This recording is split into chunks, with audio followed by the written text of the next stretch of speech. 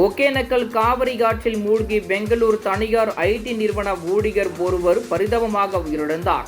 ஆந்திர மாநிலம் நெல்லூர் மாவட்டம் ஸ்ரீனிவாசபுரம் பகுதியைச் சேர்ந்தவர் ஜோதி கிருஷ்ணா காந்த். இவர் பெங்களூருவில் உள்ள தனியார் ஐடி நிறுவனத்தில் மேலாளராக பணியாற்றி வந்தார். இந்நிலையில் ஞாயிற்றுக்கிழமை விடுமுறையை கொண்டாட நண்பர்கள் 3 பேருடன் ஒகேனக்கல் சென்றிருந்தார்.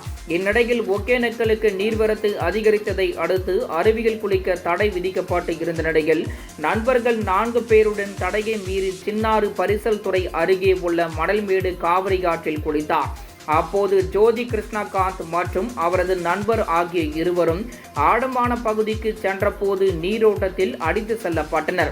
இருவரும் சத்தம் போட்டதால் அருகில் இருந்த நண்பர் ஒருவரை மட்டும் காப்பாற்றியுள்ளார். தகவல் கிடைத்ததும் விரைந்து வந்த ஒகேனக்கல் போலீசார் மற்றும் தீயணைப்பு படையினர் நீண்ட தேடுதலுக்கு பின் ஜோதி கிருஷ்ணா காந்தை சடலமாக மீட்டனர்.